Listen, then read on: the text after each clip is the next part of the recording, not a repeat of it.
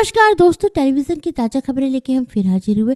Serial उड़ने की आशा में रोशनी दिनेश को सबक सिखाने वाली है।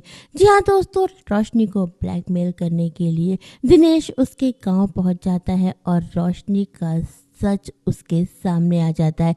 दिनेश रोशनी को फोन करता है और उसे बताता है कि मुझे पता चल चुका है कि तुम्हारा नाम कल्याणी है और तुम्हारी शादी हो चुकी है, तुम विधवा हो और तुम्हारा एक बेटा भी है।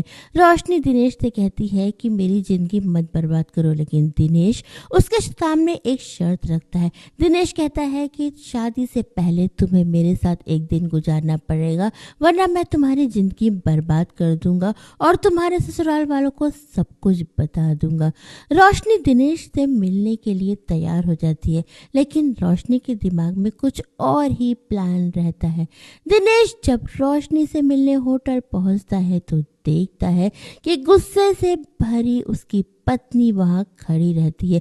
वो दिनेश की जम के धुनाई करती है, यहाँ तक कि झाड़ू से भी दिनेश की धुनाई होती है। इसके बाद दिनेश की पत्नी उसके बेटे को लेके हमेशा के लिए उसे छोड़ के चली जाती है। रोशनी दिनेश से कहती है कि तुमने मुझे क्या समझ रखा था, मैं ऐसी वैसी लड़की नहीं हूँ, मुझसे उलझने की जरूरत नहीं है। लेकिन दिनेश अब बदले की आग में जल रहा है। वो रोशनी से कहता है कि तुमने मेरा घर तबाह किया, अब देखता हूँ कि तुम्हारी शादी कैसे होती है। रोशनी घबरा जाती है। इधर तेजस के घर में मेहंदी सेरेमनी की तैयारी होती रहती है।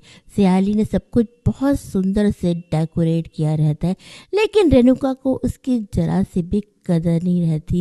रोशनी वहां पहुंचती है तो रेणुका सियाली को ताने मारने लगती है।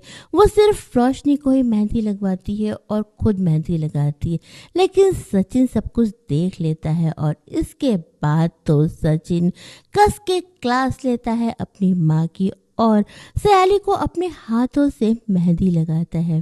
भाई सचिन और सियाली अब एक दूसरे को बहुत अच्छी तरह से समझने लगे। सचिन सियाली और उसके सपनों को भी समझने लगा है और लोगों को इनकी केमिस्ट्री बेहद पसंद आ रही है। सीरियल उड़ने की आशा के आने वाले एपिसोड में सचिन और सियाली को भी रोशनी का सच पता चल जाएगा। अब देखना यह है कि क्या ये दोनों रोशनी का साथ देते हैं या फिर इस शादी को होने से रोकेंगे। दोस्तों अभी के लिए बस इतना ही, कुछ और खबरों के साथ हम फिर मिलेंगे, तब तक के लिए नमस्कार।